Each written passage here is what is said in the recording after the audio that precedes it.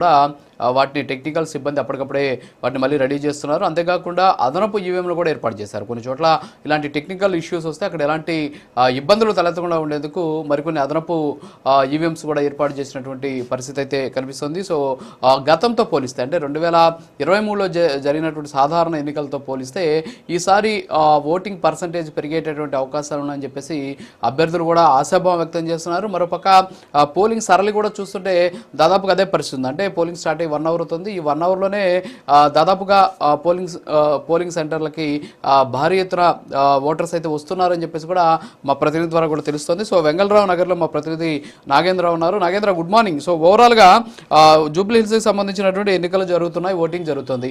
అయితే ఎన్నికల సంఘం గత ఎన్నికల్లో అంటే 2024 ఎన్నికల్లోనే ఒక నిర్ణయం తీసుకోవడం జరిగింది. సాధారణ ఎన్నికల్లో ఏంటి అంటే ఎవరైతే సీనియర్ సిటిజన్స్ ఉంటారో వాళ్ళు, అలాగే 40% పైన వైకల్యం ఉన్నటువంటి వాళ్ళకి ఇంటి దగ్గరే ఓటు వేసే విధంగా అంటే పోస్టల్ ఓటింగ్ ద్వారా, పోస్టల్ బ్యాలెట్ ద్వారా ఓటు వేసే విధంగా కూడా కొన్ని చర్యలు తీసుకోవడం తెలుస్తుంది. అయితే ఈ ఉప ఎన్నికల్లో దాదాపు ఇప్పటికే 101 మంది ఇలాంటి అంటే వృద్ధులు కావచ్చు, అలాగే 40% కంటే ఎక్కువగా ఉన్నటువంటి వైకల్యం కలిగినటువంటి వాళ్ళు ఓటు హక్కు వినియోగించుకున్నట్టు కూడా తెలుస్తూ ఉన్నటువంటి పరిస్థితి. సో అలాంటి వాళ్ళ కోసం ఇంకా ఎలాంటి ఏర్పాట్లు చేశారు? పోలింగ్ సెంటర్స్ దగ్గర సిచ్యువేషన్ ఎలా ఉంది? Thank you. ముఖ్యంగా జూబ్లీ హిల్స్ ఉప ఎన్నికలకు సంబంధించినటువంటి పోలింగ్ అయితే చాలా ప్రశాంతంగా కొనసాగుతున్నటువంటి పరిస్థితి. మొదటగా మీరు చెప్పినటువంటి అంశాన్ని పరిగణలోకి తీసుకుంటే నిన్నకి ముఖ్యంగా వయోవృద్ధులు కానీ అంగవైకల్యం కలిగినటువంటి వారంతా కూడా పోస్టల్ బ్యాలెట్ ద్వారా ఓటు హక్కు వినియోగించుకునేటటువంటి అవకాశం ఉంది. వారంతా దాదాపు 100కు పైగా కూడా దాదాపు 108 మంది పోస్టల్ బ్యాలెట్ ద్వారా ఓటు హక్కు వినియోగించుకోవడం జరిగింది. ముఖ్యంగా వయోవృద్ధులంతా కూడా పోలింగ్ బూత్లకు వచ్చి ఓటు హక్కు వినియోగించుకోవడానికే ఎక్కువగా ఇంట్రెస్ట్ చూపుతున్నటువంటి పరిస్థితి. ప్రస్తుతం మనం ఉన్నటువంటి పోలింగ్ బూత్లో ఉదయం నుంచి కూడా వచ్చినటువంటి ఓటర్లంతా కూడా ఎక్కువగా వయోవృద్ధులు, ఓల్డ్ ఏజ్కి సంబంధించినటువంటి వారే ఎక్కువగా ఉన్నటువంటి పరిస్థితి. ముఖ్యంగా యూత్కి సంబంధించి ఎన్నికల సంఘం కానీ ఎన్నికల అధికారులు కానీ ఎన్నిసార్లు మొరపెట్టుకొని ఎన్నో అవగాహన కార్యక్రమాలు చేపట్టినప్పటికీ యూత్ మాత్రం అంతగా ఓటు హక్కు వినియోగించుకునేందుకు ఇంట్రెస్ట్ చూపించడం లేదన్నది మాత్రం ఇక్కడ ఉన్నటువంటి పోలింగ్ బూత్ల్లో ఎక్కువగా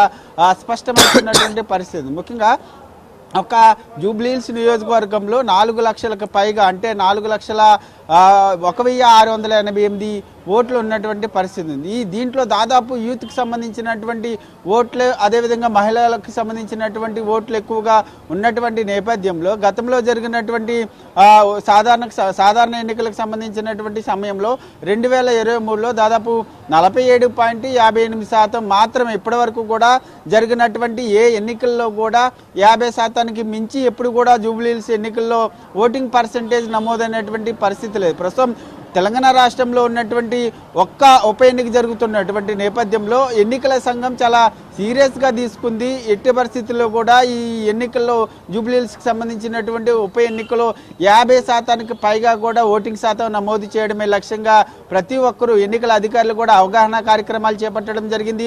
పోలింగ్ బూత్ల వైపు యూత్ని తీసుకురావడమే లక్ష్యంగా ముఖ్యంగా చాలా కీలకమైనటువంటి నిర్ణయం తీసుకోవడం జరిగింది. దాంట్లో ప్రధానంగా జూబ్లీ హిల్స్ నియోజకవర్గానికి సంబంధించినటువంటి యూత్ ఎవరున్నారో, ఎవరైతే ప్రైవేట్ కంపెనీల్లో జాబులు చేస్తారో వాళ్ళందరికీ కూడా కంపెనీలు హాలిడేని ప్రకటించాలంటూ కూడా ఆదేశాలు నిన్న జారీ చేయడం జరిగింది. వారంతా కూడా హాలిడేస్ ఇస్తే ఆ యూత్ అంతా కూడా జాబులు చేసేటటువంటి యూత్ అంతా కూడా ఓటు హక్కు వినియోగించుకుంటారనేటటువంటి ప్రధాన ఉద్దేశంతో ఆదేశాలు జారీ చేసినటువంటి పరిస్థితి ఉంది. కానీ ఇప్పటి వరకు యూత్కి సంబంధించినటువంటి ఓటింగ్ శాతం మాత్రం అంతగా నమోదవుతున్నటువంటి దాఖలాలు ఎక్కువగా ఓల్డ్ ఏజ్కి సంబంధించినటువంటి పీపుల్స్ మాత్రమే ఎక్కువగా ఓటు హక్కు వినియోగించుకుంటున్నారు. వారు ఉదయాన్నే 7 గంటలకి పోలింగ్ ప్రారంభమైనప్పటి నుంచి కూడా మొదటగా వారే పోలింగ్ కేంద్రాలకు రావడం జరిగింది. వాళ్ళు ప్రతి ఒక్కరు కూడా ఓటు హక్కు వినియోగించుకోవడమే లక్ష్యంగా వారంతా కూడా ఓల్డ్ ఏజ్కి సంబంధించినటువంటి పీపుల్స్ వస్తున్నటువంటి పరిస్థితి. ముఖ్యంగా మన జూబ్లీ హిల్స్ నియోజకవర్గానికి సంబంధించి 407 పోలింగ్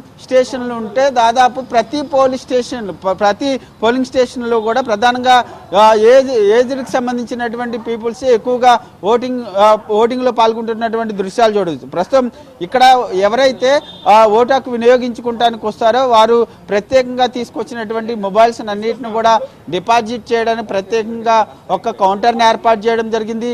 ఆ కౌంటర్లో వారు తీసుకొచ్చినటువంటి మొబైల్స్ అన్నిటిని కూడా డిపాజిట్ చేసుకొని వారికి ప్రత్యేకంగా ఒక నెంబర్ ఇస్తున్నారు.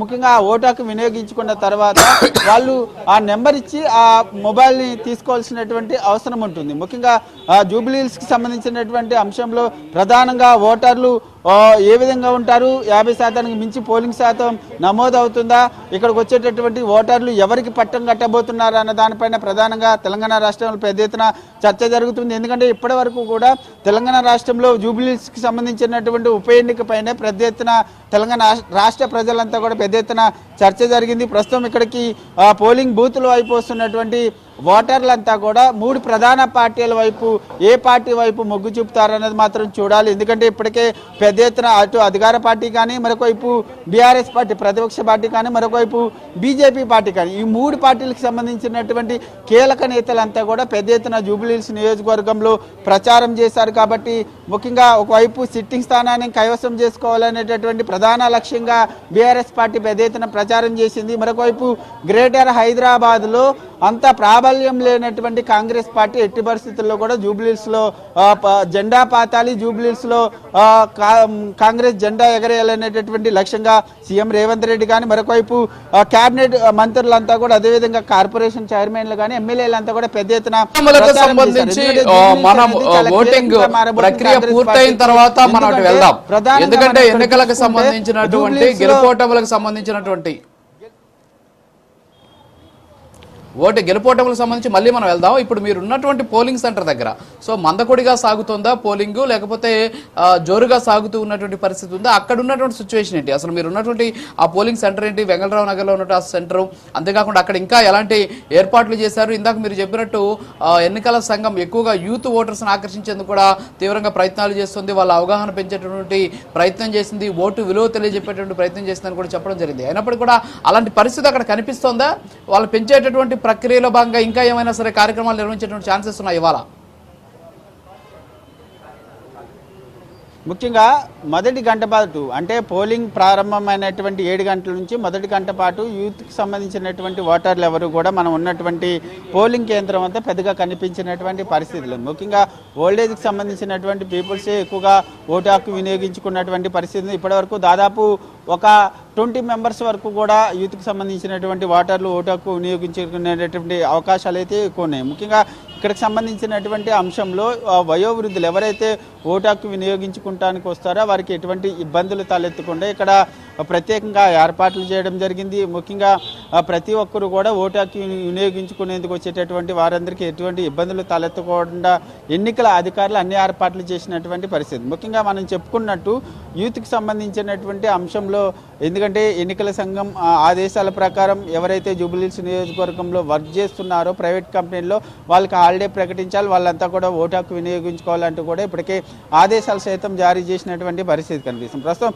మరి ఆ ఓటు హక్కు వినియోగించుకోవడానికి ఆ యూత్ వస్తారా లేదా అనేది చూడాలి. ప్రస్తుతం మనం చూడొచ్చు కొంతమంది యూత్ కనిపిస్తున్నారు, వారంతా కూడా ఓటు హక్కు వినియోగించుకునేందుకు ప్రస్తుతం మనం ఉన్నటువంటి పోలింగ్ బూత్ వైపు అడుగులు వేస్తున్నటువంటి పరిస్థితి కనిపిస్తుంది. మరొక వైపు ముఖ్యంగా ఈ పోలింగ్ బూత్లకు సంబంధించినటువంటి అంశంలో ఈవీఎంలకు సంబంధించి ప్రధానమైనటువంటి సమస్య పెద్ద ఎత్తున ఏర్పడుతుంది. ముఖ్యంగా ఈవీఎంలకు సంబంధించినటువంటి అంశంలో గత సాధారణ ఎన్నికల్లో కూడా చూసాం, పెద్ద ఎత్తున పోలింగ్ బూత్లలో ఒక్కో పోలింగ్ బూత్లోనే దాదాపు ఉన్నటువంటి ఈవీఎంలన్నీ కూడా మొరాయించి గంటల తరబడి క్యూ లైన్లో వేచి ఉన్నటువంటి పరిస్థితి. ప్రస్తుతం అలాంటి పరిస్థితులు మరొకసారి తలెత్తకుండా ఈసారి ఎన్నికల సంఘం, ఎన్నికల అధికారులు కూడా పటిష్టమైనటువంటి ఏర్పాట్లు చేశారు. ప్రధానంగా దానికి సంబంధించినటువంటి అంశంలో ఈసారి ఈవీఎంలలో సాంకేతిక లోపం తలెత్తిన, అదేవిధంగా మొరాయించిన వెంటనే దాన్ని సాల్వ్ చేసే విధంగా ఈసీఐఎల్కి సంబంధించినటువంటి 40 మంది ప్రత్యేకమైనటువంటి ఇంజనీర్లను కూడా ఏర్పాటు చేయడం జరిగింది. ఎక్కడైనా సరే ఈవీఎంలు సాంకేతిక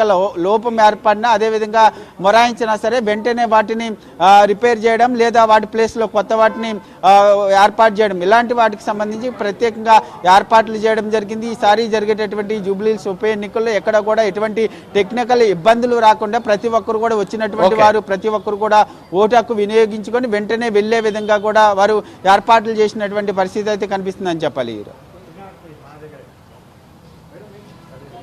థ్యాంక్ యూ నాగేంద్ర, మీరు అలాగే ఉండండి. అజీమ్ ఉన్నారు ఎర్రగడ్డ నుంచి. Azeem, good morning. సో ఇప్పుడు మనం చూస్తున్నాం అక్కడ ఎలా జరుగుతుంది పోలింగ్ పర్సంటేజ్, ఎలా జరుగుతుంది?